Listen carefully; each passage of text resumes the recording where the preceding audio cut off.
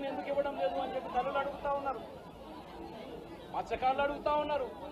మత్స్యకార భరోసా ఏమిటి అని చెప్పి ఇవన్నిటి నుంచి కూడా చంద్రబాబు నాయుడు ప్రజలను దారి తప్పించేందుకు, ప్రజలెవరూ కూడా ప్రశ్నించే పరిస్థితి రాకూడదు అనే ఉద్దేశంతో ప్రజల్లో భయాందోళన క్రియేట్ చేసే కార్యక్రమంలో భాగంగా ఈ మాదిరిగా దాడులు చేస్తూ, ఈ మాదిరిగా అన్యాయాలు చేస్తూ, ఈ మాదిరిగా తాను దిగజారిన రాజకీయాలు చేస్తా ఉన్నాడు. అయితే నేను ఒకటే హెచ్చరిస్తా ఉన్నా, ఖచ్చితంగా వీటి మీద ప్రొటెస్ట్ జరుగుతుంది. అసెంబ్లీ రోజున, గవర్నర్ ప్రసంగం రోజున ఉభయ సభలను ఉద్దేశించి గవర్నర్ మాట్లాడే ప్రసంగంలో గవర్నర్ను ఖచ్చితంగా నిలదీస్తూ, గవర్నర్ ప్రసంగాన్ని అడ్డుతగులుతూ గవర్నర్ను ఖచ్చితంగా నిలదీస్తూ వైఎస్ఆర్సీపీ గలం విప్పుతుంది. దాని తర్వాత ఖచ్చితంగా మళ్ళీ మంగళవారము వైఎస్ఆర్సీపీకి సంబంధించిన ఎమ్మెల్సీలు, ఎమ్మెల్యేలు, ఎంపీలు, రాజ్యసభ సభ్యులు, లోక్సభ సభ్యులు అందరూ కూడా ఢిల్లీకి వెళ్తారు. వెళ్ళి బుధవారము ఢిల్లీలో సింబాలిక్ ప్రొటెస్ట్, సింబాలిక్ ధర్నా ఢిల్లీలో చేసే కార్యక్రమం కూడా చేస్తాం.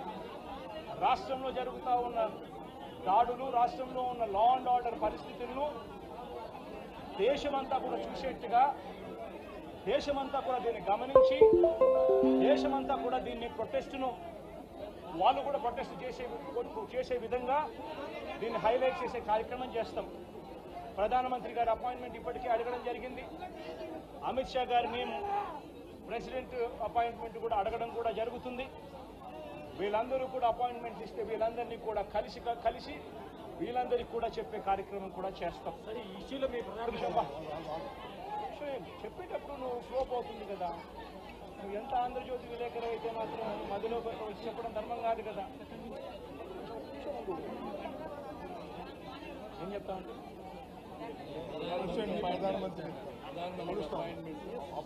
జరుగుతా ఉన్నప్పుడు ప్రధానమంత్రి అపాయింట్మెంట్ను, హోంమంత్రి అపాయింట్మెంటు, ప్రెసిడెంట్ గారి అపాయింట్మెంటు, వీళ్ళ ముగ్గురు అపాయింట్మెంట్ కూడా అడగడం జరుగుతూ ఉంది. వీళ్ళ ముగ్గురిని కూడా కలిసే కార్యక్రమం కూడా జరుగుతుంది. వాళ్ళ అపాయింట్మెంట్ ఇస్తే వాళ్ళని కూడా కలిసే కార్యక్రమం జరుగుతుంది. జరిగి వీళ్ళందరినీ కూడా రాష్ట్రంలో జరుగుతూ ఉన్న దిగజారిన పరిస్థితులను ఎక్స్ప్లెయిన్ చేసి రాష్ట్రంలో ప్రెసిడెంట్ రూల్ పెట్టాల్సిన అవసరం ఎంత ఉంది అని చెప్పి కూడా గట్టిగా వాళ్ళ దృష్టికి తీసుకొని పోవడం కూడా జరుగుతుంది. చెప్పమని అడుగుతున్నాను. ప్రధానమైన డిమాండ్ ఈ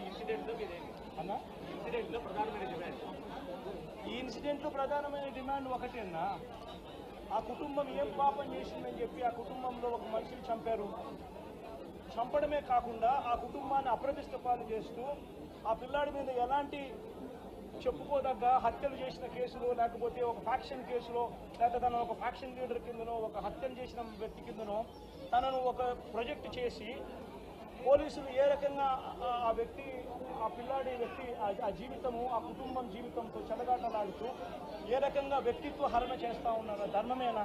లేకపోతే మీకైనా కానీ ఎవరైనా కూడా ఇదే మాదిరిగా చేసి మీరు హత్య కాబట్టి సింపథైజ్ చేయాల్సింది పోయి సింపథైజ్ చేయకపోగా మీరు హత్య రాజకీయాలు చేసే వాళ్ళు అన్నట్టుగా, మీరు ఫ్యాక్షన్ రాజకీయాల్లో ఉన్నట్టుగా, మీరు ఇంతకు ముందు ఏదో చేశారని చెప్పి తప్పుడు ప్రచారం చేసి ఆ తప్పుడు ప్రచారంలో భాగంగా మిమ్మల్ని చంపారని చెప్పి మీ మీద చేస్తే మీకు నచ్చుతుందా?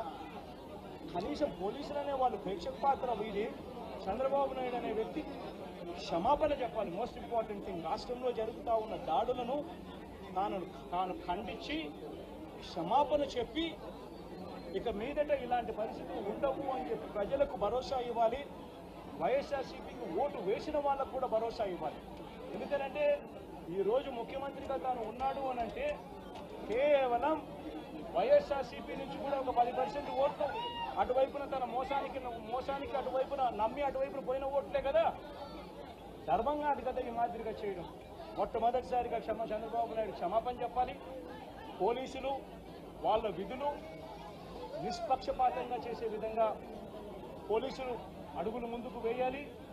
ఇవన్నీ జరిగేదానికోసమే ఒత్తిడి తీసుకొచ్చే కార్యక్రమంలో భాగంగా ఇవన్నీ చేస్తారు.